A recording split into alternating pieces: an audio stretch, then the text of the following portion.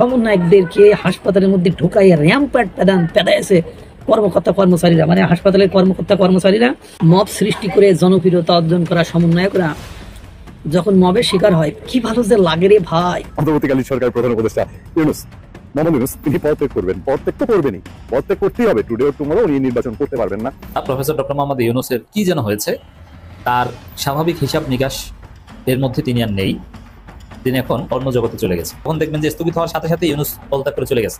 আজকে 15 August Putin এবং Donald ট্রাম্পের বৈঠক হবে। সে কারণে আওয়ামী লীগকে এখন কিভাবে নির্বাচনে আনা যায় এবং আওয়ামী লীগ সহ একটি নির্বাচন কিভাবে দেওয়া যায়, হয়তো সেই সকল বিষয়ে ইন্ডিয়ার সাথে আগামীতে আমেরিকার আলোচনা হতে পারে।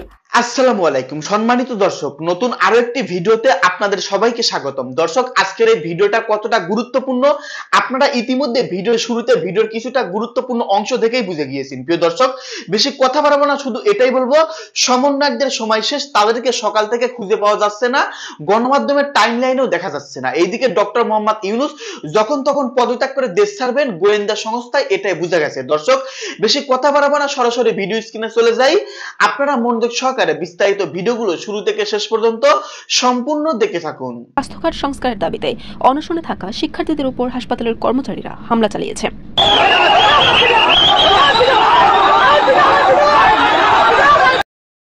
মব সৃষ্টি করে জনপ্রিয়তা অর্জন করা সমন্বয়করা যখন মবের শিকার হয়, কি ভালো যে লাগে রে ভাই। মব সৃষ্টিকারীরা অবশ্যই মবের শিকার হবে, কিন্তু কে শোনে কার কথা। যাই হোক, যে কথা বলছিলাম, বরিশাল, মানে সেই বরিশালের স্বাস্থ্য নিয়ে যখন আন্দোলন করছিল মহিউদ্দিন রনি, 5ই আগস্টের পরে তাকে দীর্ঘদিন দেখা যায়নি। ভাগের টাকা শেষ হয়ে গেছে, হয়তো বা আবার একটু ভাগের টাকার দরকার। সেই ভাগের টাকার মানে বা আরও কিছু টাকা পয়সার দরকার, নাইলে খাইব কি করে? কোনো চাকরি বাকরি তো নাই, কোনো কাম কাজ তো করে না, চা বিক্রিও বন্ধ করে দিয়েছে। অর্থাৎ 5ই আগস্টের পরে আগে যে চা বিক্রি করে খাইতো, সে চা আর বিক্রি করে না, চাকরি বাকরিও আমার জানা মতো হয় নাই বা করে না। তাহলে সংসার কি তাকুই চলে? এই মহিউদ্দিন রনি কিছু সমন্বয়কদেরকে নিয়ে আন্দোলন করেছিল স্বাস্থ্য উপদেষ্টার বিরুদ্ধে। মানে স্বাস্থ্য উপদেষ্টার আমার পছন্দ না এবং ওনার উপদেষ্টা হিসাবে কোনো যোগ্যতা নেই, সেটাও আমি বারবার বলেছি, বিভিন্ন ভিডিওতে বলেছি। কিন্তু আজকে আলোচনার বিষয় হলো সমন্বয়। এখন এই সমন্বয়করা আপনারা জানেন যে আপনার এর দল, মানে সরকারেরই লোক, উপদেষ্টারই প্যানেলের লোক। যখনই তার বিরুদ্ধে মানে পদক্ষেপ নিয়েছে বা তার পদত্যাগ দাবি করেছে বা সেই ক্ষেত্রে স্বাস্থ্য খাতে আরও উন্নয়নের জন্য ডাক দিয়েছে ব্লকেড কর্মসূচি, তখন প্রথম দফায় সেনাবাহিনী এবং পুলিশ প্রশাসনের সাথে তাদের ধাক্কাধাক্কি ঠেলাঠেলি হয়েছে। তারপরেও বাংলাদেশের সেনাবাহিনী বর্তমান সময়ে আর ওই পুলিশ, এরা তো বর্তমান সময়ে অন্ততপক্ষে ওই কবি নীরব, ওই সমন্বয়কদের ক্ষেত্রে বা জুলাই যোদ্ধাদের ক্ষেত্রে কবি নীরব ভূমিকায় পালন করে থাকেন এবং ওই ক্ষেত্রে তাদের কোনো মানে শক্তি, সামর্থ্য, বল, অস্ত্র শস্ত্র এগুলো কিছু থাকে না, এগুলো আমরা জানি। কিন্তু পরবর্তীতে কি করেছে, তার একদিন পরে সমন্বয়কদেরকে হাসপাতালের মধ্যে ঢুকাইয়া র্যাম্পার্ট পেদাইছে কর্মকর্তা কর্মচারীরা, মানে হাসপাতালের কর্মকর্তা কর্মচারীরা। মহিউদ্দিন রনি বললো 30-40 জন এসে, মানে গায়ে তো রক্ত লেগেছে, 30-40 জন এসে আমাদেরকে যা মাইর দিয়েছে, সে মায়ের কোনো ঠিক ঠিকানা নেই, আমাদের বুঝে ওঠার আগেই মাইর দিয়েছে, খাইলো মায়ের। আবার দেখলাম 3টারে মানে মেরে জামা কাপড় ছিঁড়ে উলঙ্গ করে ফেলেছে, হাসপাতালে বেডে বা শুয়ে আছে, আমাদেরকে বাঁচান, আমাদের মেরে শেষ করে দিয়েছে, এ করেছে তা করেছে। এবং বাকি যারা সমন্বয়ক ছিল তারা সেখান থেকে পালাচ্ছে। অর্থাৎ আপনারা বুঝতে পারছেন, সমন্বয়কের মেয়াদ উত্তীর্ণ হয় না, মাঝে মাঝে বলে না সে ভুল বলছে, মেয়াদ উত্তীর্ণ গাঁদা খাইছে।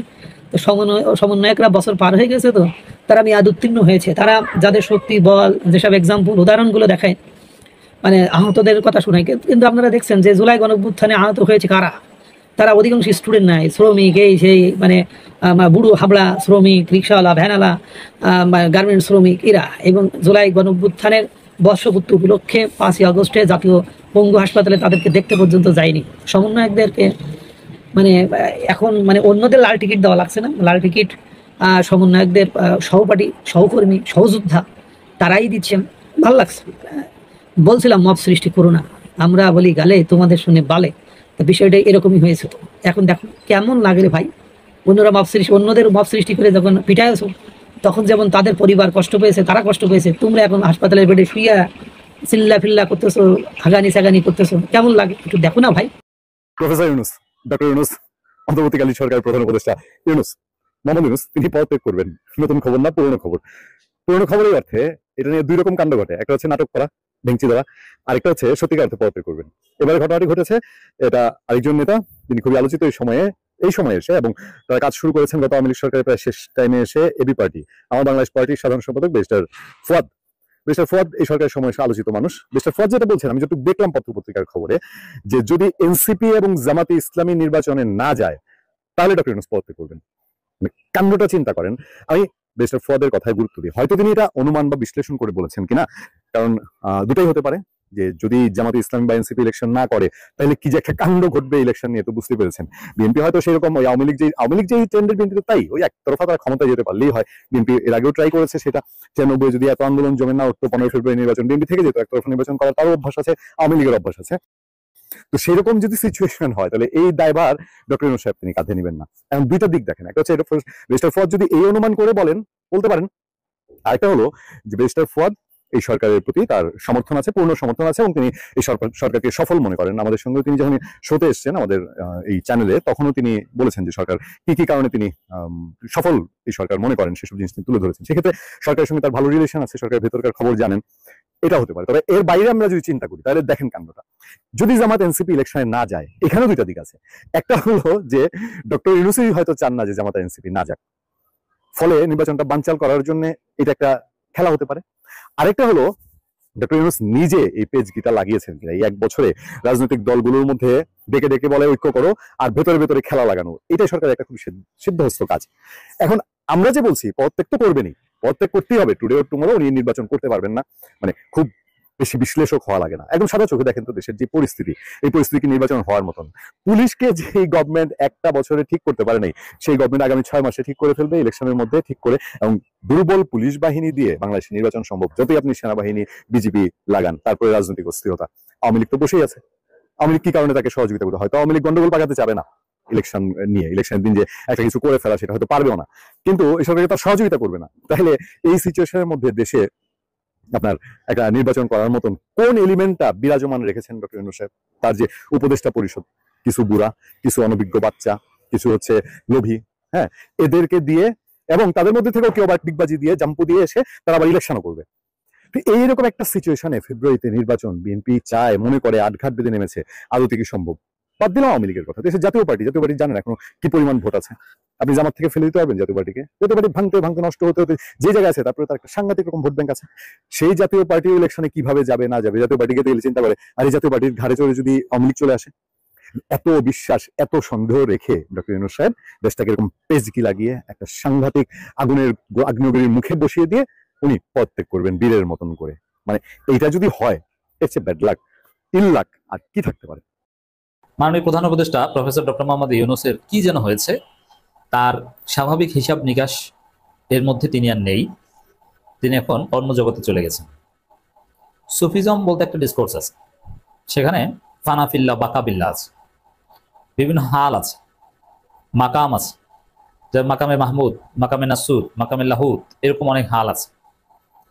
এবং মুরিদদের এই বা যারা সুফিজম চর্চা করে একটা স্টেজ অতিক্রম করতে হয়। আপনি জিকির করতে করতে, আমল করতে করতে নানান স্টেজ অতিক্রম করেন, নানান মাকাম আপনি অতিক্রম করেন। এরকম করতে করতে একদম সর্বশেষ স্টেজ হচ্ছে ফানাফিল্লা।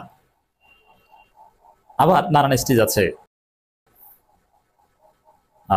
আপনি যদি একদম তরিকতের সর্বোচ্চ মাকাম ফানাফিল্লায় পৌঁছে যেতে পারেন, তাহলে আপনার উপর শরীয়ত লাগে না। কোনো কোনো ডিসকোর্সে এটা বলে, কোনো কোনো স্কুলে এটা বলে সুফিজমের স্কুল। কারণ আপনি তখন আল্লাহর অস্তিত্বে বিলীন হয়ে গেছেন, আপনি আর আপনি নাই, আপনি নিজে কিছু বলেন না, কিছুই করেন না, আল্লাহ যা বলে করে ওইটি আপনি। এই জন্যে ওই স্টেজে পৌঁছানোর পর আপনি যদি বলেন আমি আল্লাহ, তাহলে কোনো সমস্যা নাই। আমি এটা শরীয়ত বলছি না, আমরা এটা সমর্থন করি, এটা হচ্ছে সুফিজমের কথা। যেমন মনসুর আল্লাহ বলেছিল আনাল হক, মানে আমি আল্লাহ, তখন তো সবাই তাকে ধরেছিল তুমি তো শিরক করেছো। কিন্তু এটা ব্যাখ্যা হচ্ছে যে মনসুর আল্লাহ তো ফানাফিল্লা হয়ে গেছিল, ওটা তো আসলে মনসুর আল্লাহ বলেনি, মনসুর আল্লাহ বলতে কিছু ছিল না, ফান আল্লাহ এবং মনসুর এক হয়ে গিয়েছিল, অতএব ওটা কোনো সমস্যা না। তো প্রফেসর ইউনূসের এরকম হাল মাকাম চেঞ্জ হয়েছে, তিনি এখন অন্য কোনো গোত্রে ফানা হয়ে গেছেন, ফানা ফিল বিএনপি। প্রফেসর ইউনূসের কথাবার্তা, ফরেন পলিসি, দর্শন অবিশ্বাস্যভাবে চেঞ্জ হয়েছে। যেমন আমরা একজন মুসলমানকে যদি দেখি, বড় আল্লাহর ওলি, নামাজ পড়েন, তাহাজ্জুদ পড়েন, সারা রাত অল্প একটু ঘুমান, এক অজুতে কয়েকদিন নামাজ পড়েন, সেই লোককে যদি দেখি হঠাৎ নামাজ পড়ে না, তিনি বলেন যে আমি আল্লাহ, আমার নামাজ রোজা লাগে না। কারণ কি? সে তো ফানাফিল্লা হয়ে গেছে, মানে সর্বোচ্চ স্টেজে পৌঁছে গেছে। তা আমরা স্বাভাবিকভাবে শরীয়তের দৃষ্টিতে অনেকে আশ্চর্য হবে যে কেমন, কত বড় আল্লাহর ওলি ছিল, সে আমার নামাজই পড়ে না, সে বলে যে আমার নামাজ লাগে না, আমি ফানাফিল্লা হয়ে গেছি। তো ইউনূসের অবস্থা হচ্ছে এখন এরকম। কত সুন্দর সুন্দর কথা বলতেন, সংস্কারের স্বপ্ন দেখাতেন, ভারতের আধিপত্যবাদের বিরুদ্ধে সেই 7 সিস্টার্সের কথা আসলে খোঁচা দিয়ে ভারতকে চেপে ধরতেন, আর ভারতে দৌড়দৌড়ি নড়াচড়া শুরু হয়ে যেত, ইউনূসকে ক্ষমা চাইতে বলতো, প্রত্যাহার করতে বলতো বক্তব্য, মানে ভারতে ঘোল খাওয়াতেন। সেই ইউনূসের এখন কি যেন হয়েছে, ওই সুফিজমের মাকামের মতো। তিনি যেন কোন স্টেজে, কোন হালে চলে গিয়েছেন। ইউনূস আর ইউনূস নাই, ইউনূসের সে আগের চরিত্র, আগের কিচ্ছু আমরা দেখি না। এখন আর সংস্কারের কথা বলেন না, এখন আর ভারতের আধিপত্যবাদের বিরুদ্ধে বলেন না। এখন যা বলেন এটা শুনলে আপনাকে ইউনূস কি ইউনূস মনে হবে না। দেখেন মানব জমিনের রিপোর্ট, অবাধ নির্বাচনের প্রতিশ্রুতি, পাকিস্তান ও চীনের মতো ভারতের সঙ্গে ভালো সম্পর্ক চায় বাংলাদেশ। অবাধ নির্বাচনের প্রতিশ্রুতি, সংস্কারের প্রতিশ্রুতি আর দেয় না। সংস্কার কথাটাই ইউনূসের নাই, অথচ কোনো সংস্কার কিন্তু হয়নি। এক। দ্বিতীয় হচ্ছে পাকিস্তান এবং চীনের মতো ভারতের সঙ্গে ভালো সম্পর্ক চায়, এ ধরনের কথা ইউনূস ক্ষমতা নেওয়ার পর অতীতে আর বলেছে না। ভারতকে সংশোধন হতে হবে। ভারত এখনো কথিত স্বৈরাচারকে আশ্রয় দিয়েছে, ভারতের মাটি ব্যবহার করে হাসিনা ষড়যন্ত্র করছে, এটা বন্ধ করতে হবে। ভারতকে এভাবে হুঁশিয়ারিমূলক কথা বলতো, এটা ছিল ইউনূসের স্বাভাবিক চরিত্র। কিন্তু না, এখন এমন আচরণ করছে যে একবারে পাকিস্তান চীনের সাথে মিলিয়ে ফেলেছে, পাকিস্তান চীনের মতোই চায়। ইউনূস না, এই লাইনে কথা তিনি বলার না। কি যেন হয়েছে, ওই যে মাকামে পৌঁছে গিয়েছেন তিনি, বিএনপিতে ফানা হয়ে গেছে।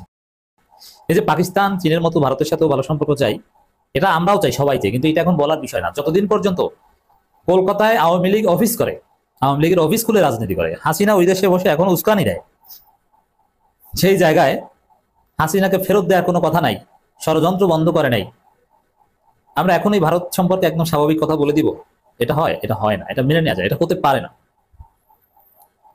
কিন্তু ইউনূস এমন ভাবে বলছেন যে না, হাসিনাকে ফেরত দিয়ে দিয়েছে, আওয়ামী লীগের অনেককে পুশব্যাক করেছে, ভারতের ভূখণ্ড ব্যবহার করে বাংলাদেশ বিরোধী কোনো তৎপরতা আওয়ামী লীগ চালাতে পারে না, প্রবলেম সলভড, বাচ্চারা হলে ফিরে যাও, অতএব ভারতের সাথে আমাদের সম্পর্ক হবে পাকিস্তান চীনের মতোই।